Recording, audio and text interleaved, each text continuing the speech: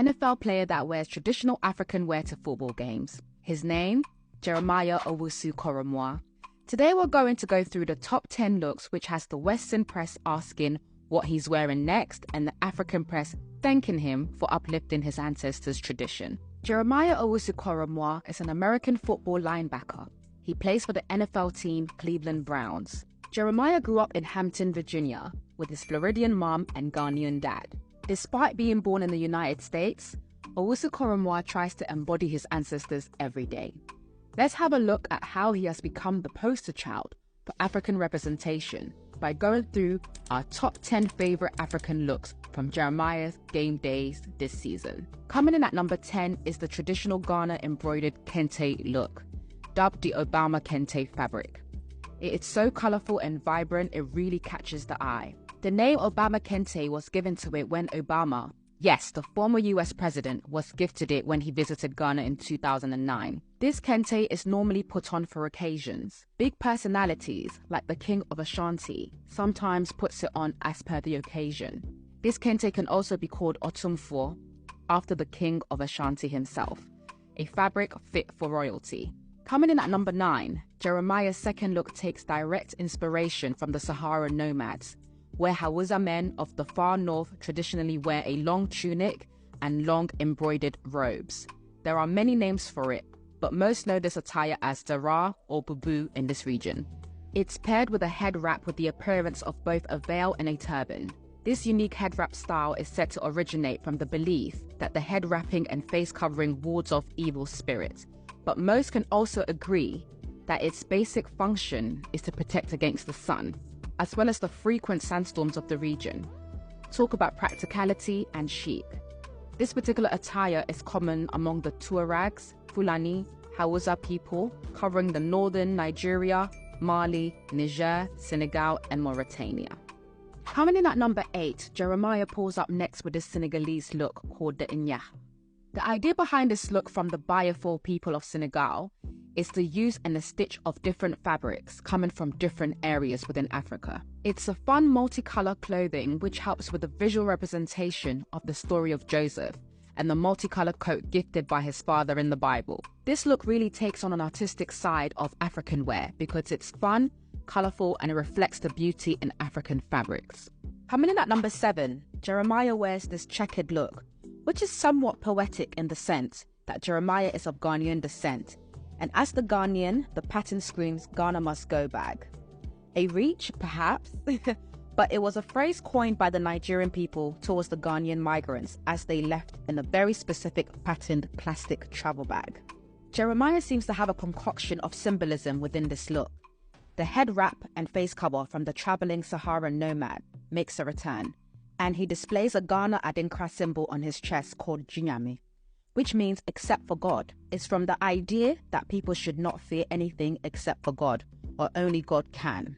This fit really comes with some knowledge and a harmonious collaborations of different cultures, including his very own. Coming in at number 6, Jeremiah shows up in this men's mini abada, bubu kaftan style, which seems to be recognized as the traditional wear of the Yoruba people called ashoke, paired with the matching filler cap. Material aside though, this particular look has its own unique touch in a few countries. And just like the Senegal, Gambian, Nigerian, and Ghanaian jollof wars, we're not getting involved. So if this look is similar to the one in your tribe and in your country, represent that flag in the comments below. Coming in at number 5 is this forest green full abada, paired with black smart shoes and to match the black shirt and tie, putting a little twist to this look. Abada is a traditional robe of the Yoruba men of West Africa. It comes with an inner cloth of different lengths and bottoms in the form of native trousers.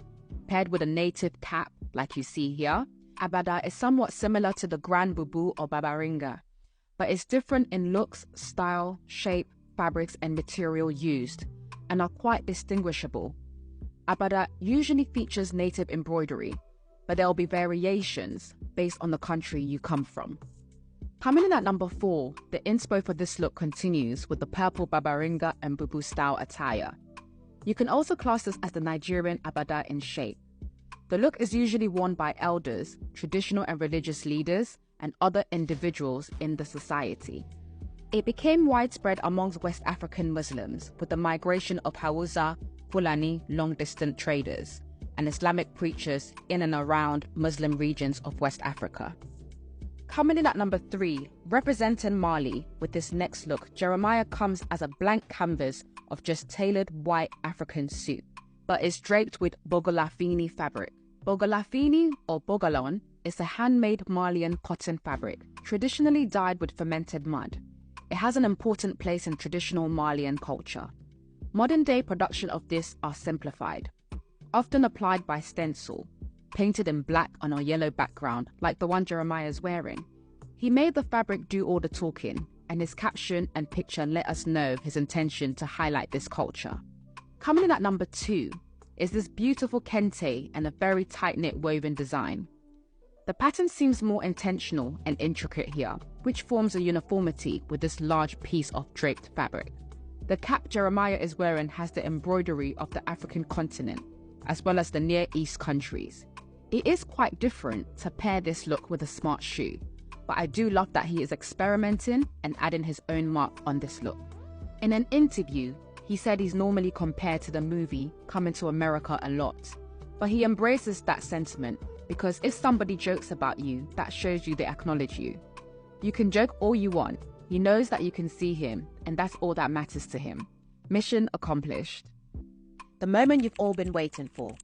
In at number 1, the last and our favourite look of the season so far is this super king-like regal attire, representing Ghana's favourite pastime. They say in Ghana, Saturdays are for weddings and funerals, and in this case, due to the blackened material draped around Jeremiah, this is to do with death.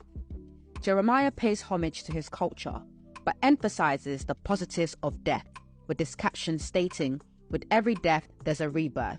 This particular attire looks so powerful on Jeremiah that it has the ladies submitting their application for marriage in the linebacker's comments section, letting him know that they can cook. But just a heads up, ladies, he doesn't eat anything that has head or eyes, so start thinking about them vegan meals. When asked about wearing African garments to game days, he mentioned that it stems from the power to define. He wanted to define what African garments is on his own platform, to define what he wanted to be perceived as. And there you have it, top 10 show-stopping looks by Jeremiah on game days. He's flying a lot of African countries' flag up high by just the garment he wears to his games. And if this is only the beginning, we're in for a treat.